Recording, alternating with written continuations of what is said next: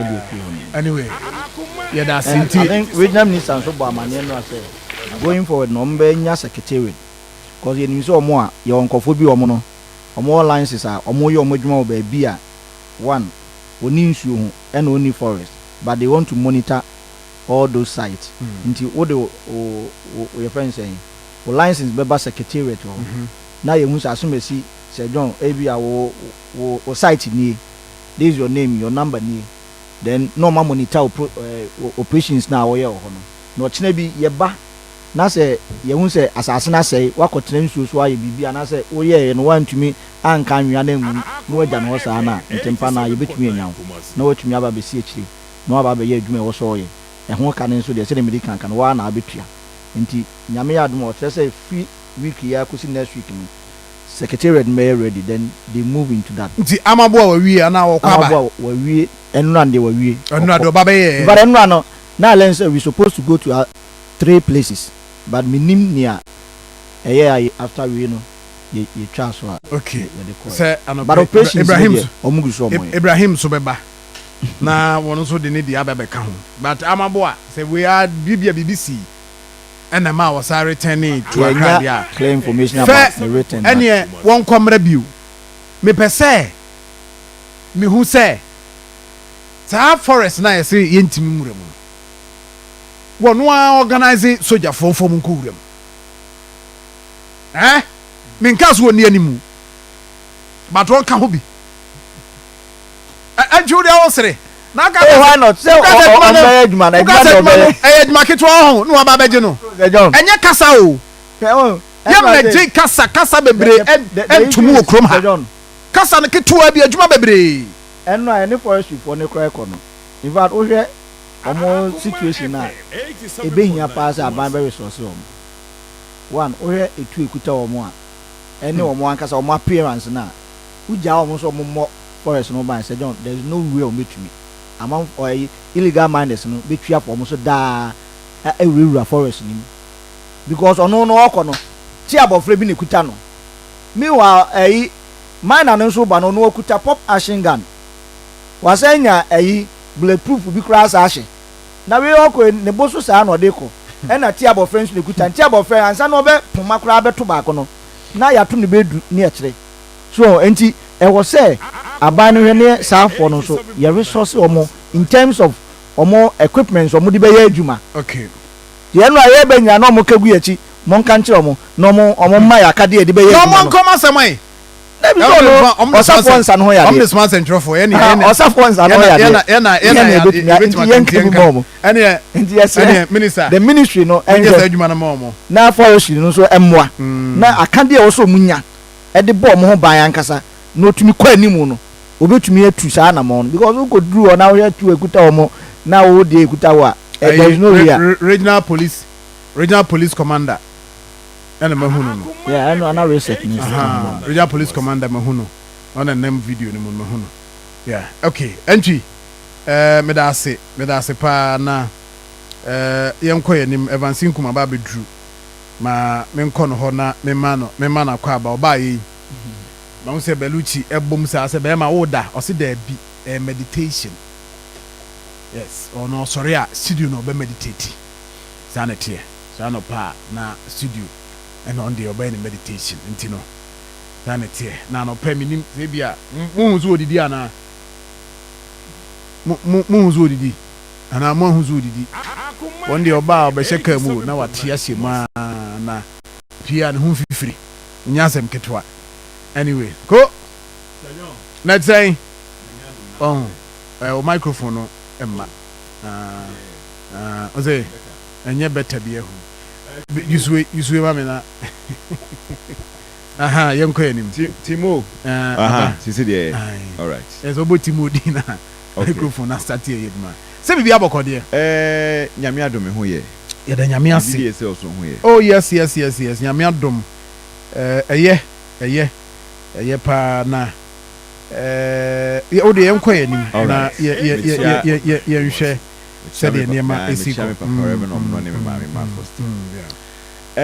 Sir John ye me kai se 90s no so me kwada so ne wo metete me bibia won me fu mahye na oba eye Nkawie kwan mu ho a ba bia ne yoma ye interchange no I saw kutu for line na ye wo cinema first near friend me ko hesini ye friend ja leaf in fact that time na emi ni o ja leaf and a ja bless Akoma FM 87.9 the first time I called ja leaf I think that was around 93 ho baby na me call ja leaf because here in that time movie a friend Snake Under Monkey Shadow Snake Under the Monkey Shadow na nsa na ombe yi movie no omudi kan yi bi efa ni comedies ansa na be yi movie na nkasa no ye omfrey bi comedies no ye yi ni ma say the action ya ye wo mu no said the wako utre kurase wanko sini wanko me ko pa me it mo hear comedies me come say ye piam nyina kogu mu hwe wi na ye piam ye yi mo pie na afesi sika na ye bagigi a na waje ye kofa bench me papa na bench bi mo hear comedies no enam de ko hwe no kwa wo de bench no duru aye say je stamp na fa na entrance mo no amomwe movie na abehwe no ene me action na ma okwado no we comedies mi ani ya piam nyina asia afena sini na nkasa ebe de ebe hyasie enti Sir John ye mi hu ye comedies nti afena sini na ebe hyasie no ye mi hu ni ye comedies I don't know the sini be hyasie dia Akoma FM 87.9 for now na comedies. And see, I want to. You know why I'm saying comedies because we've seen it before. You who people na brain so. The fight against guarantee. You who never know different from what we saw during the time of the NPP. And see, yeah, okay. Maintain fear and kase ombe feli. But yeah, and no crowd you can. Oh, I'm too early. Did I make us say a fair na chance? Yes. It for now, they make me who near comedies. Say them call Jali from the train, Korean, a comedy. Inti, ya head ye, ABC, ye koy anymore. It is them, they make out found. So, wait, dear, a comedy. Nti action movie me be different nti ye share na by media me like I said say ye de excavators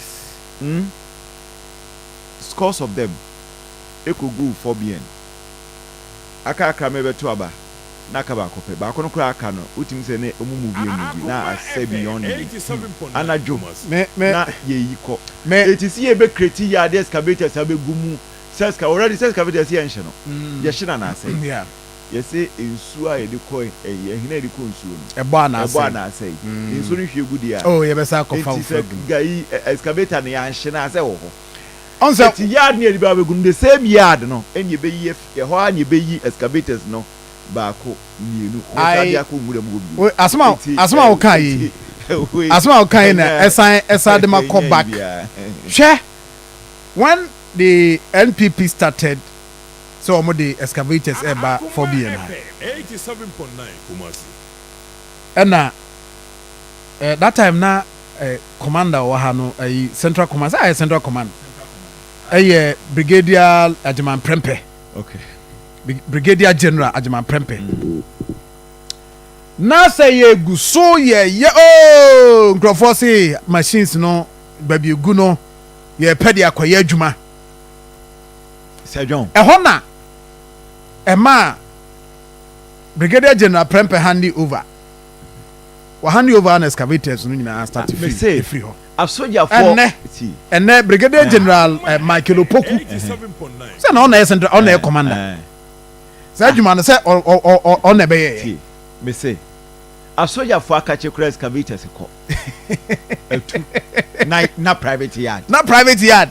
No, I don't know whether say we be a private yard there. No, me just say probably no T. You see, Evans, the high, the ultimate, yes. The ultimate, maybe a no go area. Yeah.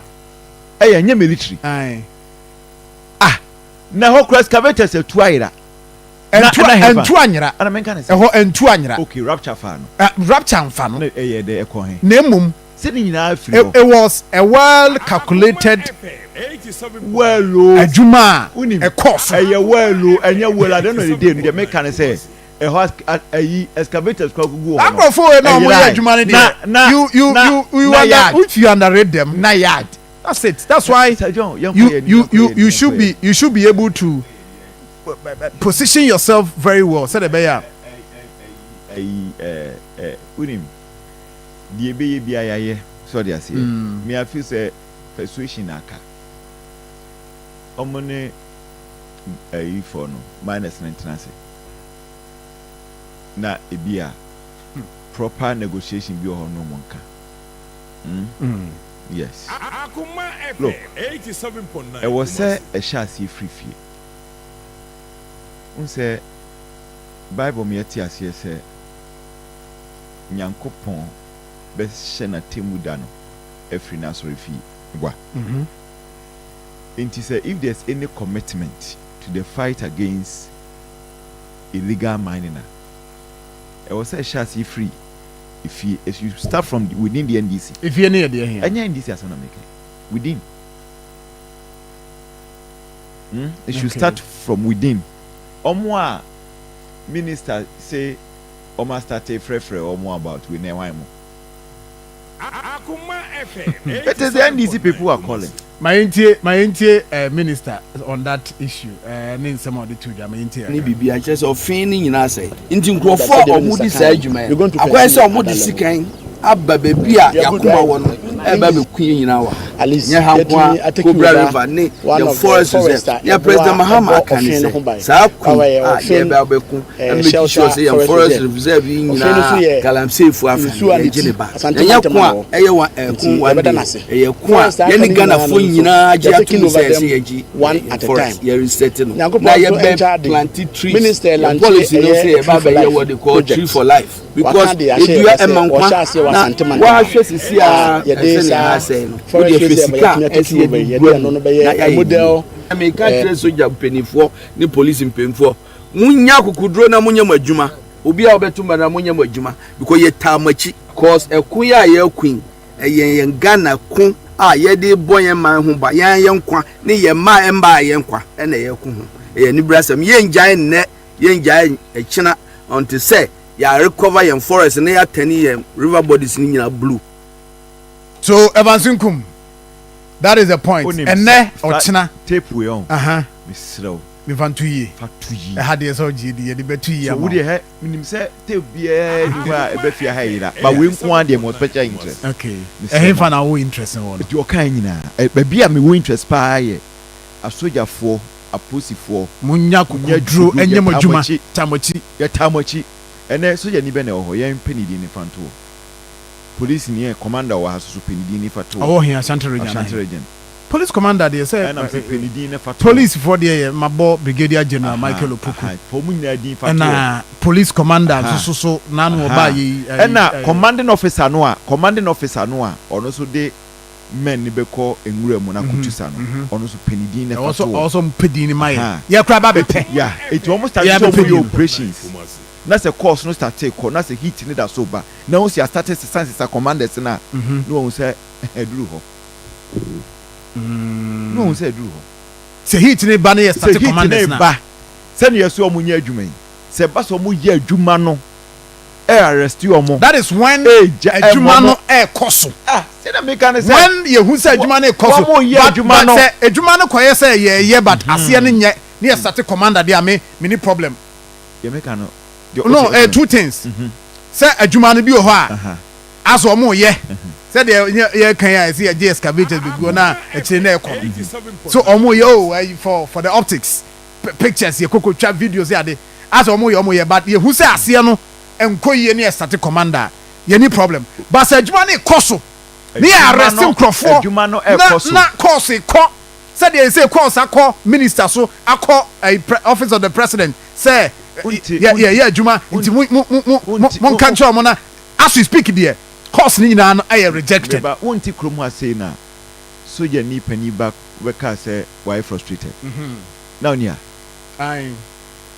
enti me say udi pom nyina din fato Akoma FM. omo mbe lead team no to the we omo nyanto ni din o omo nyanto we din aha iti ye den operation ni din beba omo mbe lead team no operation whatever to a year forest reserves number start say omo CZ excavators ni ma mi ni we be ya the crowd excavators ni be gum se unye enya konwa be kan excavators no na afi so pressure na be ko illegal miners ne so no so especially in penifo motors illegal miners ne che no any course e be free nguram ho so akọ order from above any order no so be ba form Sir John in na be hwe in na be hwe say it drew say yes started a change the positions of the commanding officers no one who say adena to okay so Francis Ofori or the assembly aba or say John me show free sakra wo no na anopai me mo wo team as mu